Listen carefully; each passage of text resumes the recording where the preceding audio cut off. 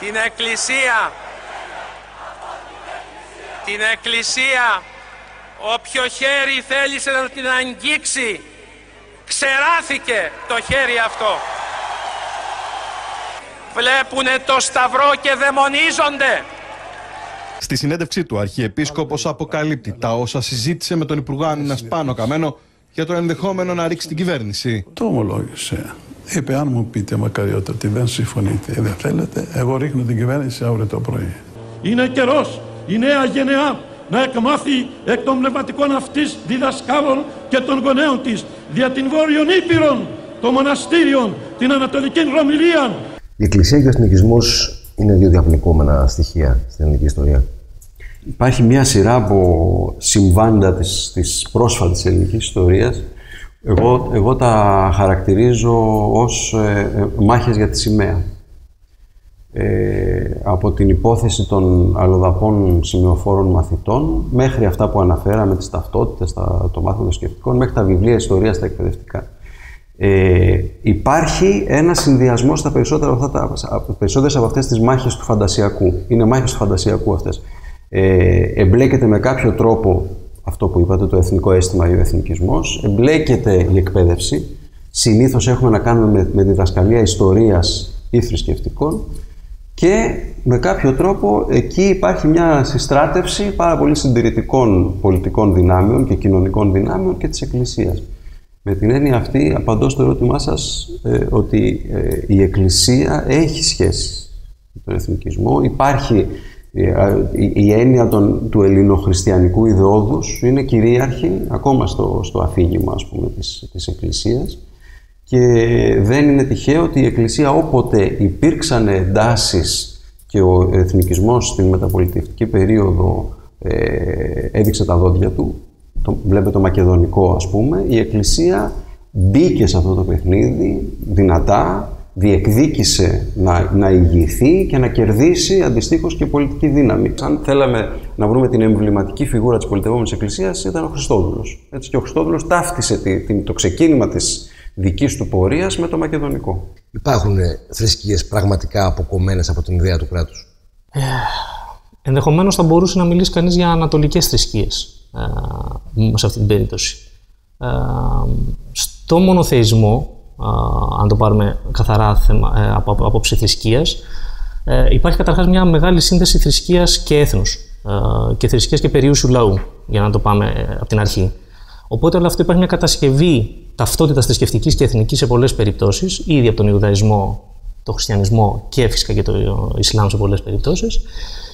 Σίγουρα ο Χριστιανισμός η θρησκεία έχει μια δομή ιεραρχική, Θεός, κατώτερες, ανώτερες δυνάμεις και ιερατείο βέβαια, που πολλές φορές αποκρισταλώνεται αυτό εκεί. Ακόμα και στο Ισλάμ που δεν υπάρχει η ίδια μορφή με την Εκκλησία, υπάρχουν οι σοφοί οι οποίοι μιλούν για τη θρησκεία. Οπότε από αυτή την άποψη είναι δύσκολο να πει κανείς ότι η θρησκεία είναι ουδέτερη και ότι δεν επηρεάζει με κάποιο τρόπο την κοινωνία. Εδώ ενδεχομένως χρειάζεται όμως ένας διαχωρισμός της πίστης των ανθρώπων. Δηλαδή δεν είναι απαραίτητο ότι κάποιος που πιστεύει ότι ακολουθεί απαραίτητα αυτό το μοντέλο και το ασπάζεται, αλλά εδώ είναι κρίσιμος ο ρόλος της Εκκλησίας, δηλαδή του θεσμού, του οργανωμένου θεσμού.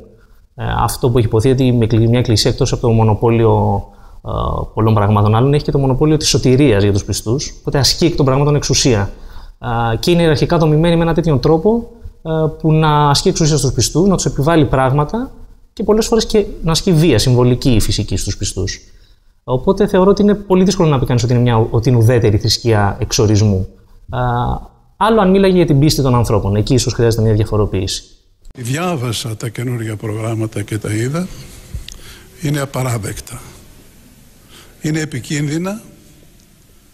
Είναι πράγματα που δεν θα αποδώσουν καρπούς, αλλά μεγάλη ζημιά στην παιδεία γενικότερα, στην κοινωνία μας και ρίξει μέσα στην Εκκλησία στις σχέσεις με την πολιτεία. Κάνω έκκληση αυτή τη στιγμή προς τον Πρωθυπουργό, τον κύριο Τσίπρα, να σταματήσει όλη αυτή την προσπάθεια.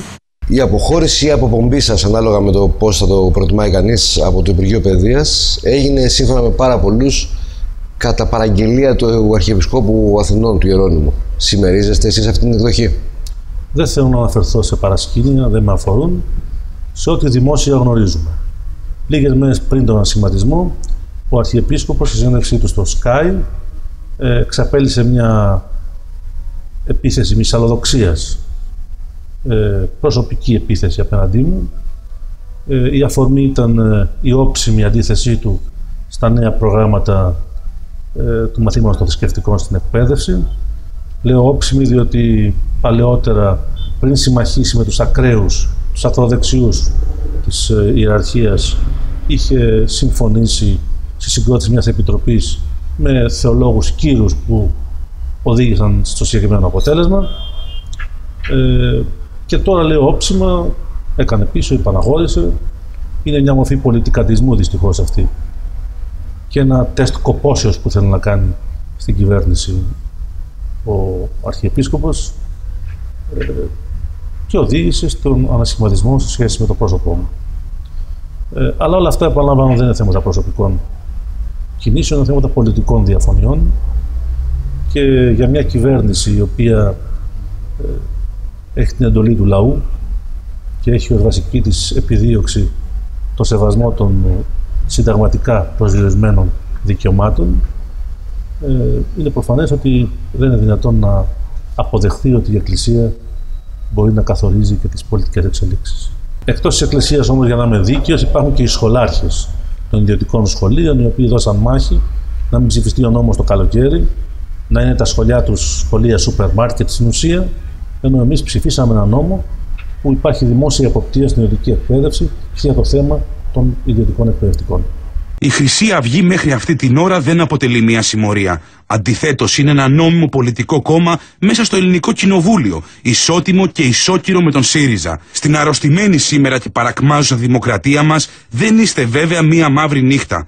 Εάν όμως βελτιωθείτε, εάν αποφύγετε κάποιες ανωφελείς ακρότητες του νεοφώτιστου, αν τροποποιήσετε το στυλ που εφαρμόζετε, αν οριμάσετε δηλαδή, μπορείτε να καταστείτε μια γλυκιά ελπίδα για τον απελπισμένο πια πολίτη και μια ήρεμη δύναμη στο σαπισμένο πια πολιτικό σύστημα. Μετά την περίοδο Χριστόδουλου υπήρξε μια αίσθηση ότι η Εκκλησία επιστρέφει σε πιο μετριοπαθείς περιόδους με τον Ιερώνυμο, ο οποίος δεν είχε έτσι πολύ επιθετικό λόγο. Ωστόσο, η ρητορική μίσους από την πλευρά των ιερέων της Εκκλησίας είναι διαρκώς οξυνόμενη το τελευταίο διάστημα και ειδικά με ζητήματα που έχουν να κάνουν με δικαιώματα ομάδων όπως οι πρόσφυγες, οι LGBT άτομα. Ισχύει, όπως το λέτε, είναι χαρακτηριστικό ότι όποτε η ελληνική πολιτεία πάει να κάνει βήματα θεσμικά στην καταπολέμηση των διακρίσεων και του αποκλεισμού ομάδων με βάση στοιχεία της ταυτότητάς τους, όταν συζητούνται αυτά είτε σε μια δημόσια διαβούλευση είτε στη Βουλή, τότε είναι που αναπτύσσεται ένα αυξημένο φορτίο ρητορικής του μίσους. Όταν δηλαδή προσπαθούμε να καταπολεμήσουμε τις διακρίσεις, τότε ξυπνάει αυτή η ρητορική του μίσους. Η Εκκλησία έχει ένα μερίδιο σε αυτό. Κομμάτι της Εκκλησίας. Εγώ δηλαδή, επειδή δούλεψα την υπόθεση του Συμφώνου Συμβίωσης για τα ομόφυλα ζευγάρια και όλη τη δημόσια διαβούλευση και την συζήτηση στη Βουλή. Είδα την επίσημη Εκκλησία να κρατάει μια εξαιρετική στάση. Ήρθαν στη Βουλή και είπανε: εμείς έχουμε το γάμο, το θρησκευτικό, εσείς κάντε τα κουμάντα σας, κράτος είστε, ρυθμίστε τα. Ταυτόχρονα όμως μέσα από την Εκκλησία υπήρχαν πάρα πολλές φωνές οι οποίες ήταν φωνές εμπριστικές, φωνές μίσους. Το ίδιο έγινε και στον πρόσφατο νόμο για τις διακρίσεις στο φθινόπωρο του 2016 και νομίζω ότι εκεί υπάρχει μια πάρα πολύ μεγάλη ένταση που έχετε δίκιο. Θεωρήσαμε ότι θα υπιωθεί, ότι θα μαλακώσει με την αλλαγή του Αρχιεπισκόπου. Εξακολουθώ να λέω ότι είναι καλύτερα τα πράγματα. Δεν μπορώ να φανταστώ εάν την περίοδο των μνημονίων και του μεταναστευτικο-προσφυγικού τη ζούσαμε με τον προηγούμενο Αρχιεπίσκοπο, έτσι. Εν τούτης, μοιάζει να υπάρχει μια στροφή. Όντως, τους τελευταίους μήνες η Εκκλησία έδειξε μια πιο σκληρή στάση. Εγώ θεωρώ ότι άλλο ένα στοιχείο μιας πολιτείας και ενός κράτους δικαίου είναι να δηλώνει με κάθε τρόπο ότι δεν υπάρχει κανένας ο οποίος κοίται υπεράνω του νόμου.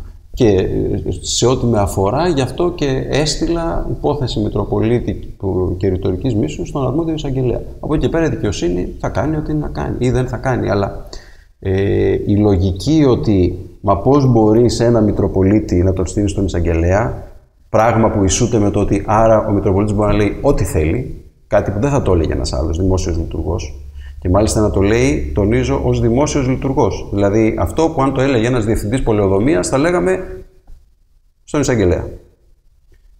Εκεί όμως πρέπει και η Εκκλησία να αναλάβει τις ευθύνες της. Υπάρχει μια ιεραρχία, υπάρχει μια ιερά σύνοδος. Δεν μπορώ να καταλάβω πώς εννοεί ότι δεν θα έχει ένα πλαίσιο δεοντολογίας για τους ιεράρχες. Τι είδους πιέσεις δέχεται ένας υπουργός και ένας υπουργός θρησκευμάτων, μεταξύ άλλων, από την Εκκλησία και ποιοι είναι οι μηχανισμοί, ποιοι είναι η αγωγή αυτής της πίεσης μέσα σε μια κυβέρνηση και στην πολιτική? Εν πρώτης πρέπει να πούμε ότι υπάρχει ένα παράδοξο παγκόσμιο στην Ελλάδα. Έχουμε Υπουργείο Παιδείας, Έρευνας και Θρησκευμάτων. Και η παιδεία με την έρευνα είναι κατανοητό τι σχέση έχουν, αλλά τα θρησκεύματα με την παιδεία και πολύ περισσότερο με την έρευνα δεν έχουν καμία σχέση. Αυτό είναι μια ιστορική καταβολή, θα λέει κανένας, αλλά όλα τα ιστορικά δεν είναι και ανιστορικά και υπεριστορικά φαινόμενα, κάποτε αλλάζουν. Το πρώτο στοιχείο που θα έπρεπε να κοπεί ο ομφάλιος λόρος των διοικητικών και άλλων εξαρτήσεων που υπάρχουν ανάμεσα στην εκπαίδευση και στην Εκκλησία είναι ο διοικητικός διαχωρισμός αυτών των τομέων στο πλαίσιο της κυβερνητικής δραστηριότητας. Σε όλη την Ευρώπη υπάρχουν γενικές γραμματείες θρησκευμάτων στα Υπουργεία Εσωτερικών ή ακόμα και στο Πρωθυπουργικό Γραφείο. Αυτό εδώ είναι αδιανόητο. Είναι αδιανόητο δυστυχώς από πολλές πλευρές. Παρότι είναι κατά τη γνώμη μου ένα από τα μέτρα ενός στοιχειώδους αστικού εξχρονισμού του ελληνικού πολιτικού συστήματος. Οι πιέσεις με βάση αυτόν τον ομφάλιο λόρο που διοικητικά υπάρχει είναι πολλών ειδών. Για παράδειγμα, η Εκκλησία, εκκλησιαστικοί παράγοντες ακριβέστερα, διεκδικούν το δικαίωμα να πηγαίνουν στα σχολεία και να αναλαμβάνουν ρόλο ιονή καθηγητών ή επιθεωρητών. Να ελέγχουν τι διδάσκουν οι καθηγητές και μάλιστα οι καθηγητές στο μάθημα των θρησκευτικών και οι δάσκαλοι. Εμείς είπαμε ότι αυτό το σύστημα δεν είναι δυνατόν να συνεχίζεται. Μπορούν να πηγαίνουν να μαθαίνουν άνθρωποι της Εκκλησίας, αλλά όχι στα μαθήματα, μετά τα μαθήματα και να κάνουν κουβέντα με τα παιδιά. Όπως επίσης και συγγραφείς, διανοούμενοι, δήμαρχοι, άλλες προσωπικότητες της κοινωνικής ζωής. Θέλουμε ένα σχολείο ανοιχτό, αλλά όμως όχι μέσα στα μαθήματα.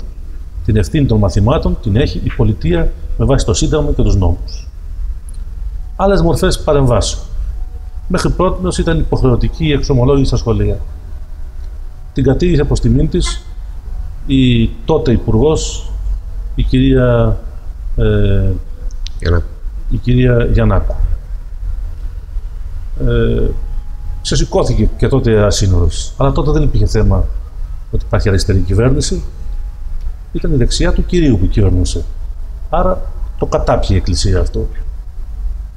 Άλλο θέμα είναι η αλλαγή των βιβλίων και γενικότερα των μαθήματων των θρησκευτικών.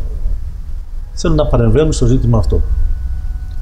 Και επί Υπουργείας Ευθυμίου διαφώνησαν με τα νέα βιβλία θρησκευτικών τότε, ενώ η ιεραρχία διαφώνησε, αλλά το κατάπιε τότε το θέμα.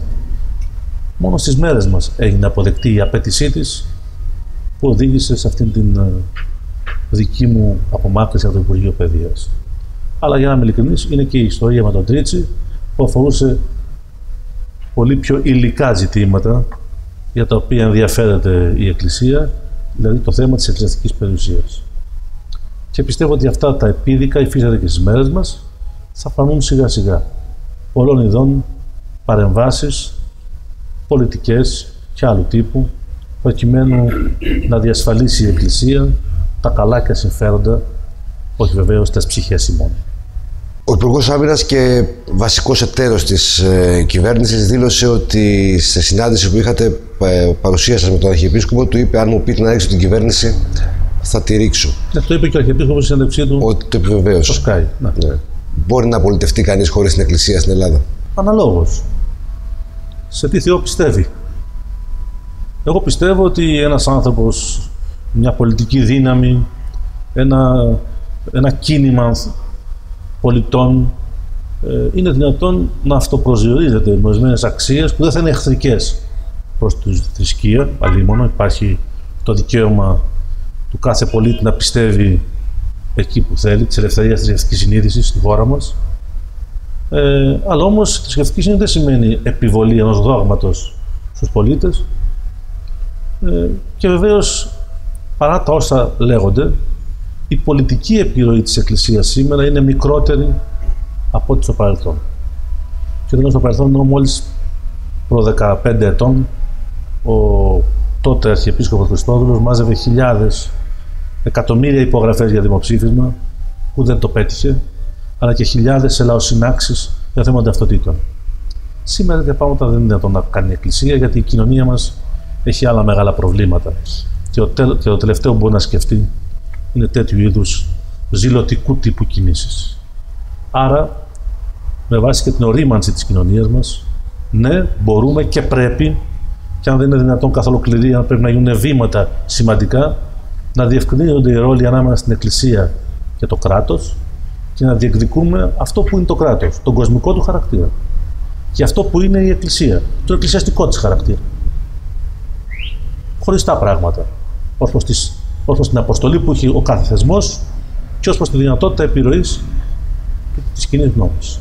Μετά την άφηξή του, ο κύριος Κωνσταντίνος Καραμανλής μετέσχε στην υπό την προεδρία του στρατηγού Γκυζίκη συνεχιζομένη σύσκεψη των πολιτικών ηγετών και στις 4:15 το πρωί, λαβών την εντολή σχηματισμού πολιτικής κυβερνήσεως, ορκίστη παρουσία του Προέδρου της Δημοκρατίας υπό του Αρχιεπισκόπου Αθηνών και Πάσης Ελλάδος κυρίου Σεραφείμ ως Πρωθυπουργός της χώρας. Ομνίω εις το όνομα της Αγίας και ομοουσίου και αδιαιρέτου Τριάδος να τηρώ το Σύνταγμα και τους νόμους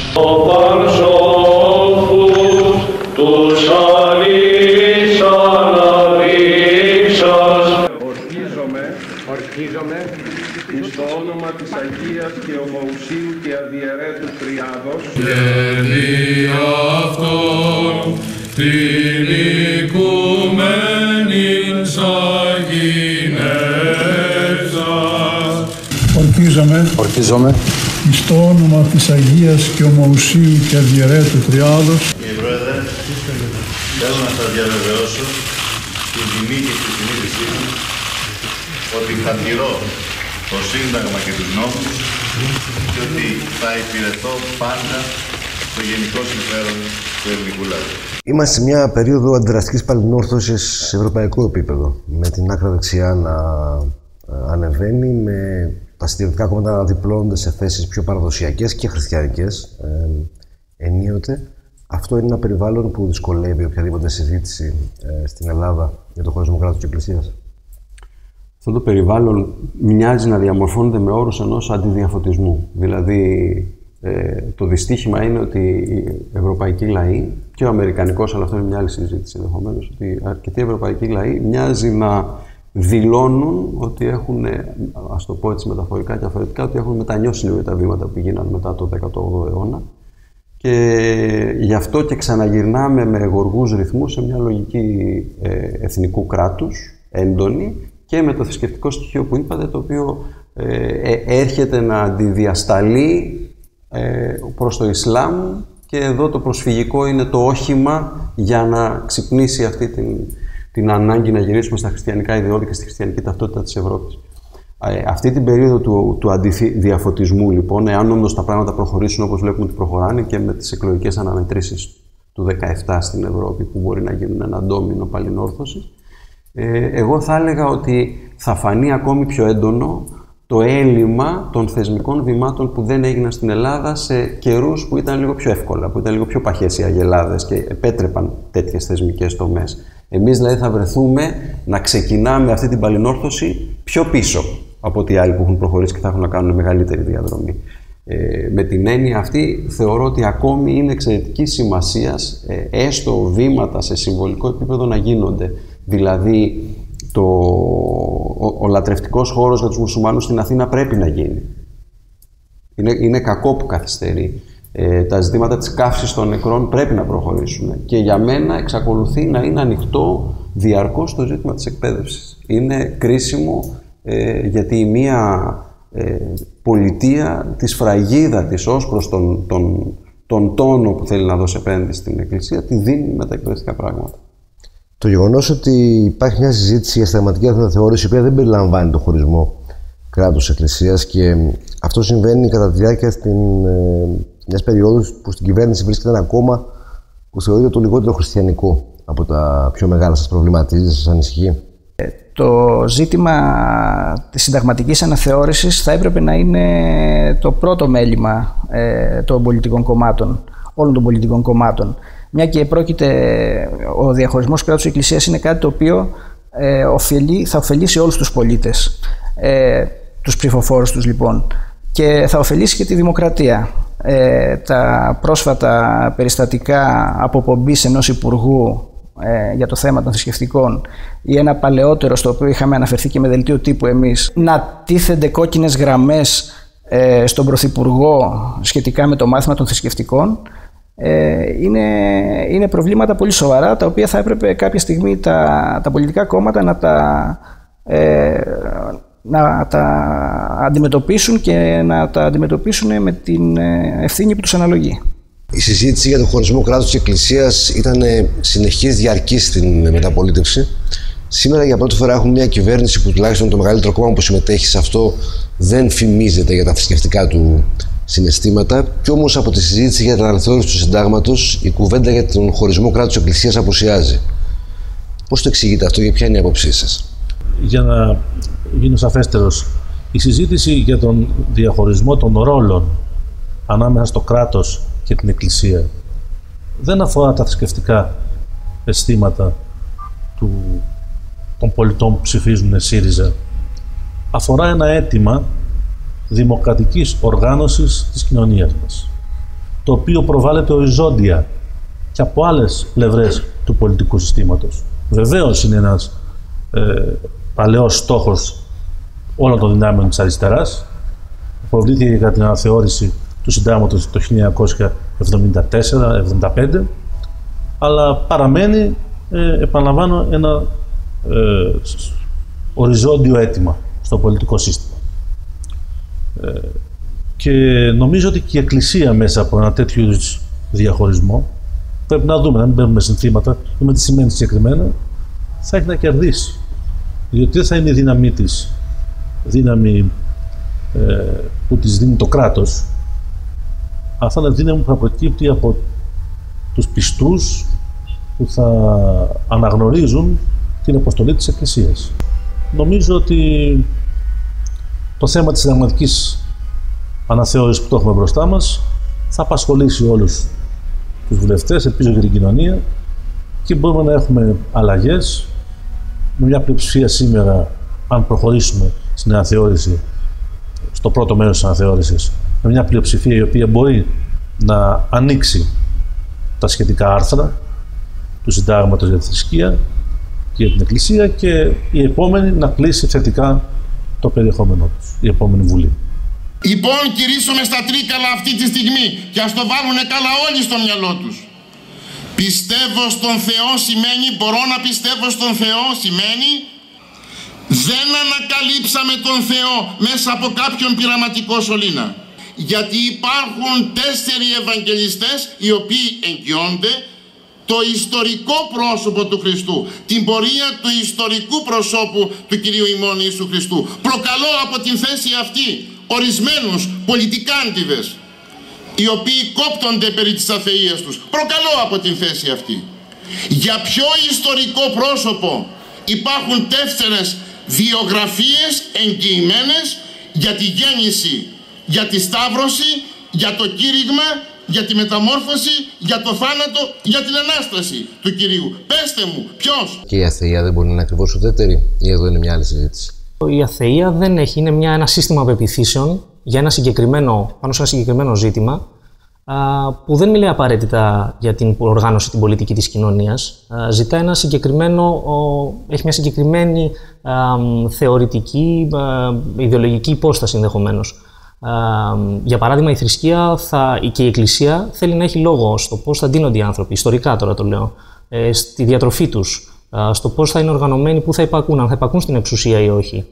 Η αθεία έρχεται να μιλήσει ως προς την ύπαρξη καθαρά του Θεού και την αποδοχή ή όχι. Έτσι θα πρέπει να είναι, τουλάχιστον αυτή είναι η ουσία της. αν έρθει και πει ότι θέλω να κάνω ένα σύστημα πολιτικό και θα υπακούτε εμένα μια οργάνωση οτιδήποτε άλλο, εντάξει, εκεί περνάμε σε άλλη συζήτηση. Αλλά εξ ορισμού θεωρώ ότι διαφέρει. Οπότε δεν μπορώ να πω ότι η αθεία έχει να κάνει με τέτοια θέματα. Η Ελλάδα θεωρείται μια κοινωνία θρησκευτική. Αυτό είναι η έμμονη ιδέα ή το κατασυνθήκη ψεύδος. Πόσο ισχύει αυτό και ποιο είναι το προφίλ των αθέων στην Ελλάδα? Έχουν ιδιαίτερα χαρακτηριστικά, μορφωτικά, οικονομικά, κοινωνικά, πολιτικά? Τώρα, για τη θρησκευτικότητα των Ελλήνων είναι πολύ μεγάλη συζήτηση. Γιατί πρέπει κανείς να ορίσει ακριβώς τι είναι η θρησκεία και αν θα συμφωνήσουν όλοι σε αυτό. Δηλαδή, ένα παράδειγμα, μπορεί να πει κάποιος από τη μεριά της Εκκλησίας ότι δεν μπορείς να πιστεύεις σε ζώδια και σε μαγικοθρησκευτικά πράγματα και να είσαι ορθόδοξος. Βέβαια, αν πας να το πεις αυτό σε κάποιον πιστό, θα σου πει ότι δεν υπάρχει περίπτωση, είμαι πιστός. Πηγαίνω στην Εκκλησία, απλώς πιστεύω και στα ζώδια. Οπότε είναι ένα πολύ περίπλοκο θέμα αυτό. Το κακό στην Ελλάδα είναι ότι δεν έχουμε, για παράδειγμα, δεν έχουμε στατιστικά στοιχεία για να μιλήσουμε με αριθμούς ως προς αυτό το θέμα. Υπάρχουν κάποιες έρευνες κοινής γνώμης. Η τελευταία του 2015 έλεγε ότι γύρω στο 85% είναι οι Ορθόδοξοι, γύρω στο 14% δηλώσαν αυτοβούλως άθεοι. Αλλά για παράδειγμα η απογραφή δεν καταγράφει θρησκευτικά στοιχεία. Οπότε είναι δύσκολο να έχουμε επίσημα δεδομένα. Θεωρώ ότι η θρησκευτικότητα των Ελλήνων έχει πολύ μεγάλη σύνδεση με το έθνος και με την παράδοση. Λειτουργεί με μια διαδικασία που λέμε μνήμης, δηλαδή περνάει από οικογένεια σε οικογένεια πιο πολύ ως μια μνήμη παραδοσιακή παρά ουσιαστική πίστη σε βάθος. Πολύ λίγοι είναι αυτοί που θα μελετήσουν τα κείμενα, πολύ λίγοι είναι αυτοί που θα έχουν μια ολοκληρωμένη άποψη, την οποία αν την αντιπαραθέσεις θα σου πούνε ότι πού τα λένε αυτά και πού είναι γραμμένα. Οπότε θεωρώ ότι είναι ένα πολύπλοκο θέμα για να απαντηθεί με μια κουβέντα. Απ' την άλλη πλευρά, για τους άθεους, έχοντας κάνει μια σχετική έρευνα πάνω σε αυτό, σε γενικές γραμμές έχω την εικόνα, παρότι ήταν ποιοτική η δική μου προσέγγιση, δεν είχε να κάνει με στατιστικά, ότι ανταποκρίνεται στο διεθνές πρότυπο, ότι είναι δηλαδή περισσότερο μορφωμένοι αυτοί που είναι άθεοι, είτε τυπικά προσόντα είτε ουσιαστικά. Είναι κάποιοι που το έχουν ψάξει παραπάνω. Βέβαια στην Ελλάδα είναι ενδιαφέρον το πώς περνάει κανείς από την ορθόδοξη πίστη στην αθεία. Δεν γεννιούνται όλοι σε ένα κοσμικό ή άθεο περιβάλλον. Επίσης, οι περισσότεροι δεν έχουν κάποιο άλλο είδους πεποιθήσεις, γιατί υπάρχει και αυτό ότι πιστεύουμε σε κάποια ανώτερη δύναμη γενικότερα στο σύμπαν ή οτιδήποτε. Πολιτικά κυμαίνονται σε ένα ευρύ φάσμα. Από ψηφοφόρο μπορεί να βρει κανείς της ακροδεξιάς της Χρυσής Αυγής μέχρι νεοφιλελεύθερους, αριστερούς, δεξιούς. Δηλαδή δεν υπάρχει κάποια φόρμουλα που να πει κανείς ότι κινούνται ιδεολογικά. Με αρκετά διαβάσματα προσωπικά. Ενδιαφέρον χαρακτηριστικό ήταν ότι οι περισσότεροι είχαν διαβάσει την Αγία Γραφή για να την αναιρέσουν. Και με πολύ διάβασμα επιστημονικών βιβλίων. Ασχέτως αν είναι αυτή η ενασχόλησή τους, αλλά με θέματα φυσικής, βιολογίας κτλ. Τι είναι η Ένωση Αθέων, γιατί υπάρχει και από πότε υπάρχει? Υπάρχει από το 2012, έχει ξεκινήσει από μια ομάδα blogger από το 2010, οι οποίοι αποφάσισαν να το κάνουν και επίσημη ένωση. Αριθμεί γύρω στα 1.800 μέλη αυτή τη στιγμή και υπάρχει επειδή οι άθεοι της Ελλάδας θεώρησαν ότι έπρεπε να οργανωθούν για να διεκδικήσουν κάποιους σκοπούς συγκεκριμένους, όπως είναι ο διαχωρισμός εκκλησίας και κράτους, η ενημέρωση των συμφωνούντων με την αθεία, η διεκδίκηση των δικαιωμάτων τους γενικότερα, ακόμη και δια της νομικής οδού πολλές φορές, η διοργάνωση ημερίδων και οι διεκδικήσεις γενικότερα, οι δράσεις για την προώθηση αυτών των σκοπών. Ποιος μπορεί να γίνει μέλος της Ένωσης Αθέων, αρκεί να είναι άθεος ή θέτετε κάποιες προϋποθέσεις? Καμία προϋπόθεση, δεν κάνουμε καμία διάκριση, εφόσον δεχθεί του καταστατικού μας, το οποίο μπορεί να το βρει στην ιστοσελίδα μας atheia.gr, μπορεί να γίνει μέλος εφόσον δεχθεί χωρίς καμία διάκριση από μέρους μας τους όρους και τους σκοπούς της Ένωσης Αθέων. Αυτό σημαίνει ότι ένας ρατσιστής άθεος γίνεται το ίδιο δεκτός όσο ένας... Μα δεν νομίζουμε ότι θα μπορέσει να γίνει δεκτός, με την έννοια ότι και ο ίδιος, γιατί έχουμε μέσα στο καταστατικό μας, λέμε ότι διεκδικούμε τους σκοπούς μας ειρηνικά, ότι είναι η πάγια η τοποθέτησή μας, ότι δεν κάνουμε διάκριση ούτε σε φυλή, ούτε... Συνεπώς ένας ρατσιστής δεν θα μπορούσε να γίνει μέλος